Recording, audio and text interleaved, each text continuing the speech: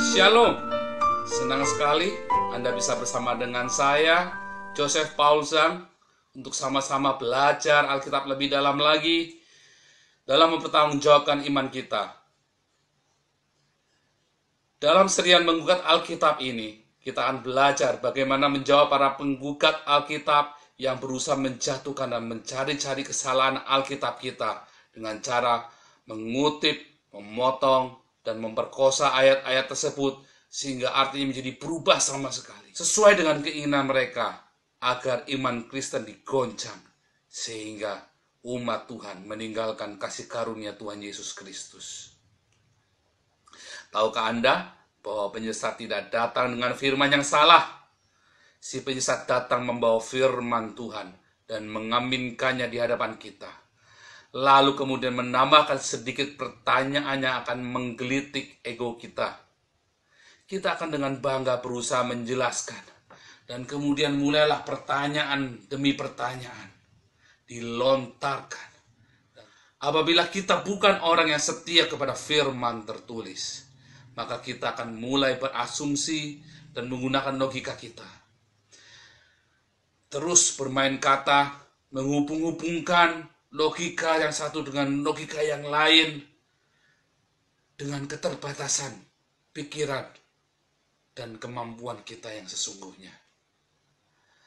Kita ingat bagaimana manusia dulu dihukum mati oleh karena berusaha mengatakan yang benar tentang Alkitab, tapi para pemimpin-pemimpin gereja karena merasa bahwa pemikiran orang itu tidak masuk akal di zaman itu, maka orang ini dihukum mati atau diasingkan. Dan kita dengan kesombongan kita mencoba menjelaskan yang tidak tertulis. Kesombongan adalah musuh dari kesetiaan kita kepada firman Tuhan yang tertulis.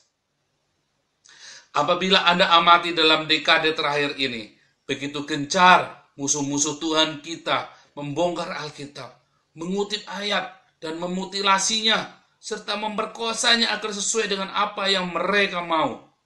Orang-orang yang tidak setia kepada firman Tuhan yang tertulis akan digoncang, dibuat bingung dan kacau. Akhirnya iman mereka runtuh serta meninggalkan kasih karunia Tuhan kita.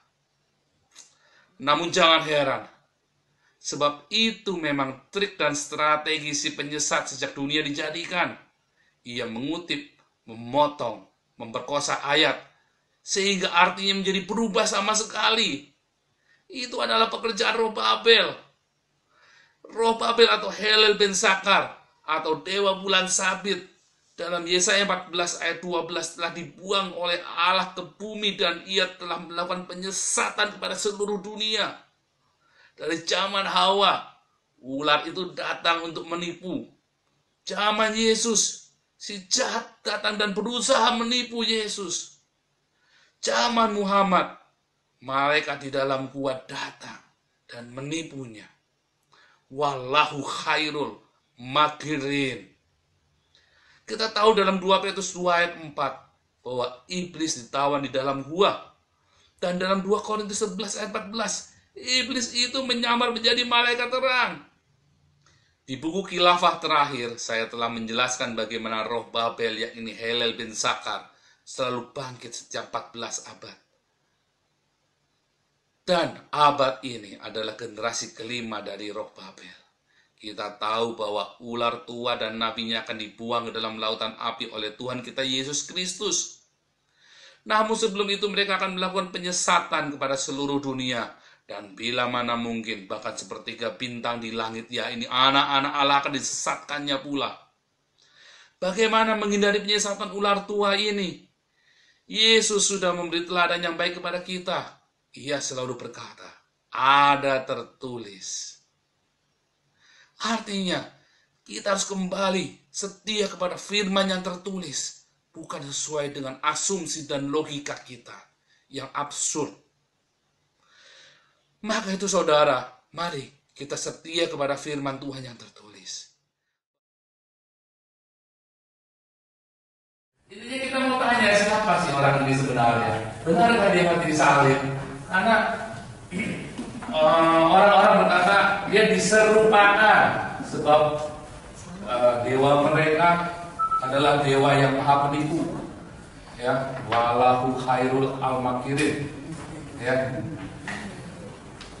Al-Imran 54, ya, 354, ya, sudah, walahu khairul, bahwa Allah sebaik-baiknya penipu daya, bukan pembalas sebenarnya, kata pembalasnya nggak ada di bahasa aslinya. Kalau yang paham bahasa aslinya itu, ya, walahu khairul al-makirin itu Allah maha penipu daya. Itu sama dengan Yohanes 8 ayat 44. Ya, iblis bapak segala pendusta, sama, ya. Tetapi di dalam Yesus tidak ada tipu daya, tidak ada bayangan, tidak ada kegelapan. There is no shadow turning with thee. Nggak ada bayangan. Oh, ini kan masih ada bayangan dong, masih ada kegelapan, tipu-tipu dikit lah, bayang-bayang gray area kan. Begitu terangnya, sampai begitu ditutup apapun itu mantul, terang itu memantulkan kembali, sehingga nggak ada bayangan. There is no shadow turning with thee. Jadi bukan tiada pertukaran bayangan. Makanya kalau jangan besar setiamu, tiada pertukaran bayangan, salah itu, ya. There is no shadow turning with thee itu begitu terangnya sampai nggak ada bayangan di sebaliknya. Nggak ada bayangan tuh. Nah itu Tuhan itu nggak ada bayangan.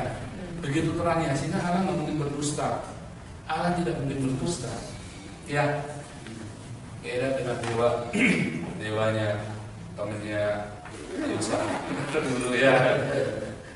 Wallahu khairul al-makirin, maha pendusta. Dan kita mau lihat, benarkah Allah melakukan tipu daya menyalibkan dia, yang disalibkan dia?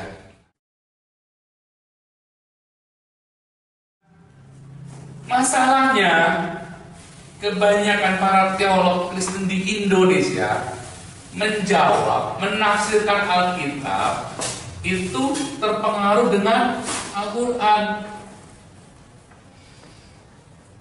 Beberapa teman, iya, karena kebanyakan pendeta-pendeta juga dulu dari ustadz-ustadz juga, dari orang-orang muslim. Oh, itu sedikit sebagian kecil.